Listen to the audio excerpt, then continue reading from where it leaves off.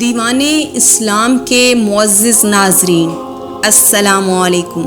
آج کی ویڈیو میں ہم شہدائے کربلا کے قاتلین کا انجام بیان کریں گے کہ کیسے خدا نے انہیں اس دنیا میں نشان عبرت بنایا۔ اس بات میں بھی یقیناً کوئی شک نہیں کہ آخرت میں بھی ان کے لیے دردناک عذاب ہے اور ان کا ٹھکانہ جہنم ہے، مگر ایسا کیسے ممکن تھا کہ خدا انہیں اس دنیا میں نشان عبرت نہ بناتا؟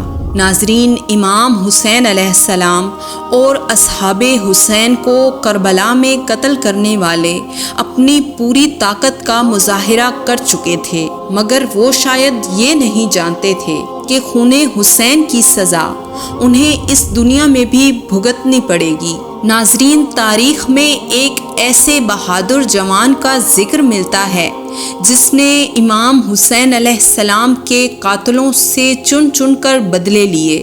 خلیفہ وقت عبد الملک بن مروان کے زمانہ خلافت میں مختار بن عبید ثقفی کو کوفہ پر تسلط حاصل ہوا۔ انہوں نے کہا کہ میں قاتلان امام حسین علیہ السلام میں سے ایک کو بھی دنیا میں چلتا پھرتا نہیں رہنے دوں گا۔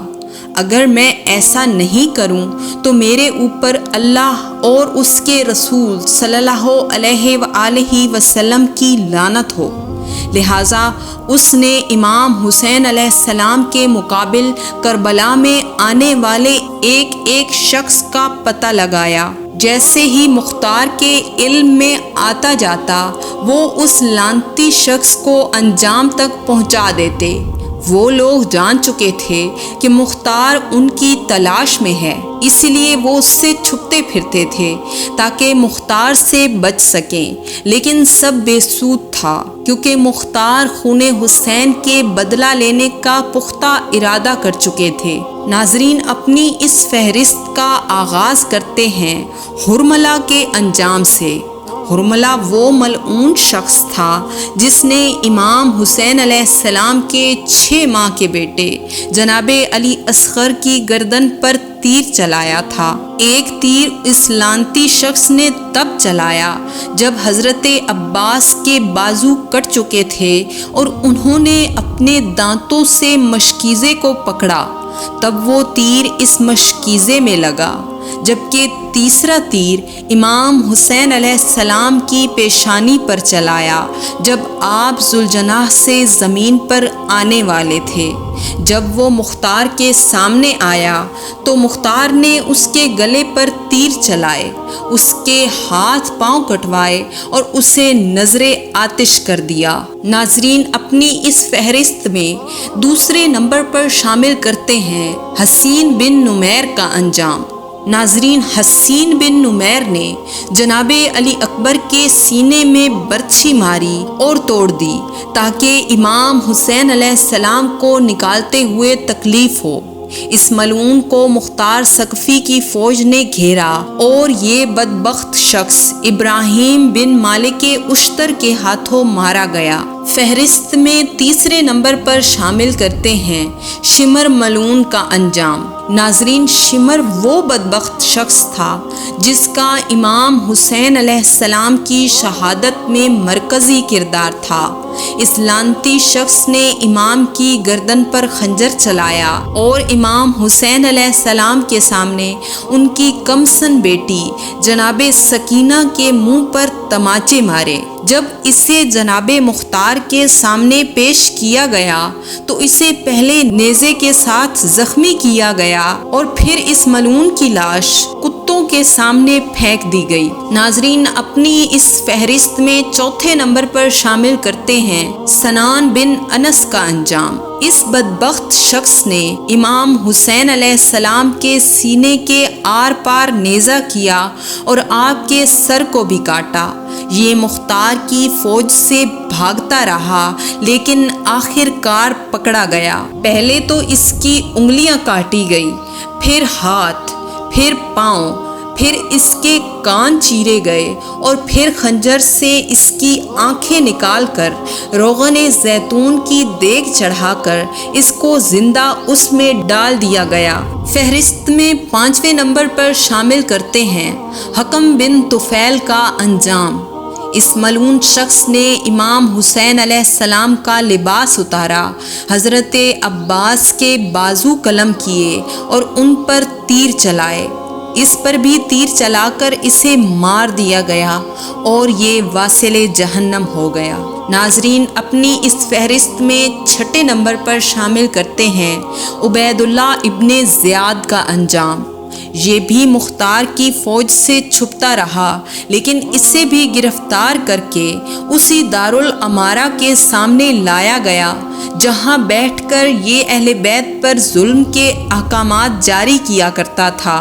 پہلے سپاہی اس کو باندھ کر اس کے منہ پر تماچے مارتے رہے، پھر اس کا جسم کاٹ کر اس پر گھوڑے دوڑائے گئے، اس کا سر کاٹ کر رکھ لیا گیا، لیکن اس کی لاش کو آگ میں پھینک دیا گیا۔ ابھی لوگوں کے درمیان اس کا سر موجود تھا کہ ایک سانپ نمودار ہوا اور اس کے ایک نتھنے سے اندر گھس کر دوسرے نتھنے سے باہر آ گیا۔ وہ سانپ کئی مرتبہ ایسا کرتا رہا اور اس طرح لوگوں کے سامنے یہ عبرت کا نشان بن گیا۔ فہرست میں 7ویں نمبر پر شامل کرتے ہیں عمر ابن سعد کا انجام۔ عمر ابن سعد جو کہ یزیدی فوج کے سپاہیوں کا کمانڈر تھا، جس نے رے کی حکومت کے بدلے امام حسین علیہ السلام پر ظلم کیے۔ مختار کے سپاہی اسے گرفتار کرنے اس کے گھر گئے، جہاں عمر ابن سعد نے تلوار کے وار شروع کیے، جس سے سپاہیوں اور اس کے درمیان ایک جنگ چھڑ گئی۔ لڑتے لڑتے عمر ابن سعد اپنے ہی گھر کی چھت سے گرا اور واصل جہنم ہو گیا۔ پھر اس کا سر قلم کر کے مختار کے سامنے پیش کیا گیا۔ ناظرین، اب فہرست میں 8ویں نمبر پر شامل کرتے ہیں ملعون یزید ابن معاویہ کا انجام۔ لوگوں پر امام حسین علیہ السلام کی شہادت کا گہرا اثر ہوا۔ لوگ یزید سے متنفر ہو گئے۔ اس نے لوگوں کو پھر سے گمراہ کرنے کی بہت کوشش کی، لیکن لوگ یزید کی وہ اصلیت جان چکے تھے جو امام عالی مقام پہلے سے جانتے تھے۔ یزید کا یہ انجام ہوا کہ وہ پیٹ کے شدید درد میں مبتلا ہوا۔ اللہ نے اس پر کلنج کو مسلط کر دیا۔